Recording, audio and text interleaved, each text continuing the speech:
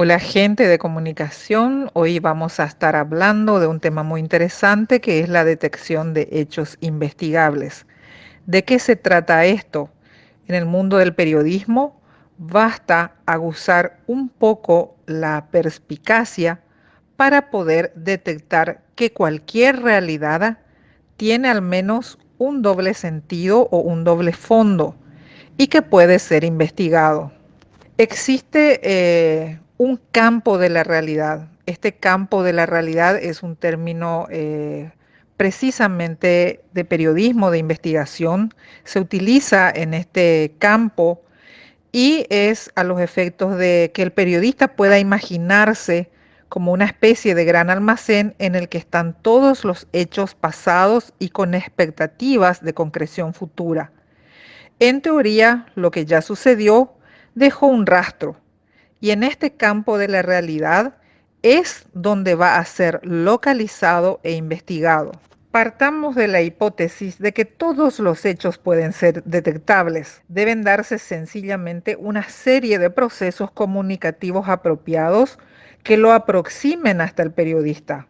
Cualquier hecho o persona, si se busca lo suficiente, siempre se encontrará aspectos realmente interesantes que se han intentado ocultar con más o menos celo. Todo proceso de investigación se asienta sobre un comportamiento humano que resulta extremadamente difícil de obviar.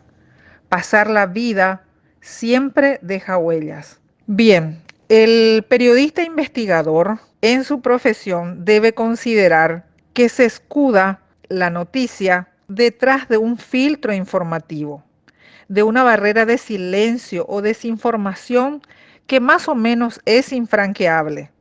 Este filtro puede ser personal cuando los individuos implicados en el hecho intentan evitar su divulgación sin más, o institucional, que es una posibilidad ampliada de la personal. Esa realidad que consigue salir de su campo y traspasar el filtro informativo lo hace a través de lo que se llama proceso comunicador, que admite muy diversas variables formales y estructurales. La realidad que consigue salir de su campo y traspasar el filtro informativo lo hace a través de lo que denominamos en periodismo de investigación proceso comunicador.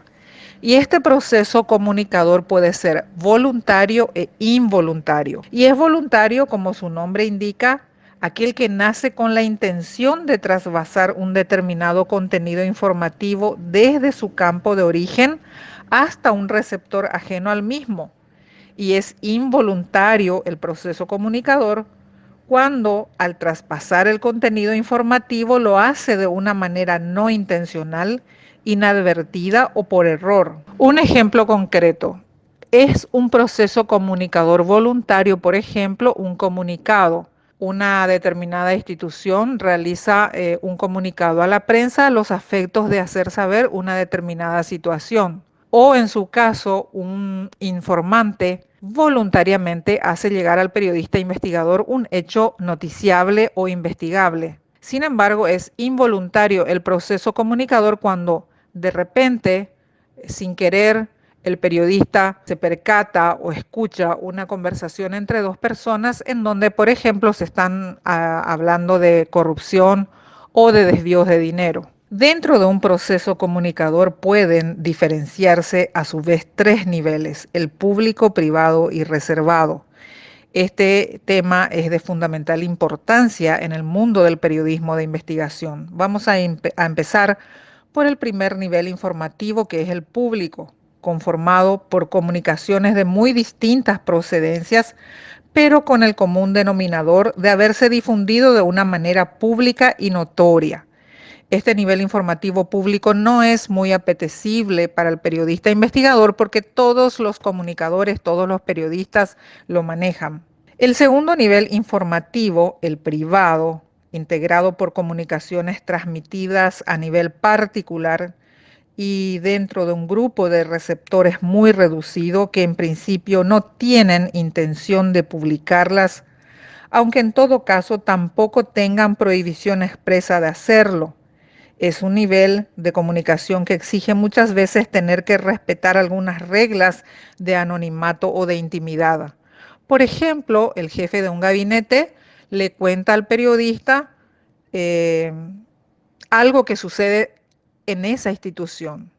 Podría no haberlo contado porque ya está en una esfera mucho más privada. Sin embargo, el periodista probablemente no lo hubiera sabido de no haber sido por esta fuente. Y el tercer nivel informativo, que es el reservado, configurado por contenidos comunicativos estrictamente confidenciales, elaborados para muy reducidos y seleccionados grupos de receptores que tienen la obligación de mantenerlos ocultos o hacer de ellos un uso absolutamente reservado. Lógicamente que este es siempre el nivel más apetecible para el periodista investigador, pero también es el nivel mucho más difícil de ser trabajado porque muchas veces ya se contraponen los derechos a la intimidad de una persona y con los derechos a la comunicación o los derechos a la información que tiene la sociedad. Siempre digo a los alumnos de que trabajar en este nivel es muy complicado, pero hay una regla básica que se tiene que comprender. No podemos ingresar a la privacidad de una persona anónima, una persona que no hace vida pública, porque su privacidad le pertenece. Sin embargo, el interés general prima sobre el particular cuando, por ejemplo, vamos a acceder a la vida privada de un diputado, de un senador, del presidente de la República, que se debe a la sociedad. Y si tenemos que ingresar a su mundo demasiado privado para hacer conocer una realidad, en ese caso se justificaría. Bien, gente, les invito a que puedan seguir leyendo el capítulo relacionado a la detección de hechos investigables, a los efectos de que puedan profundizar el estudio de este tema y puedan también enterarse de otros que no son menos importantes para el mundo del periodismo de investigación. Muchísimas gracias y hasta pronto.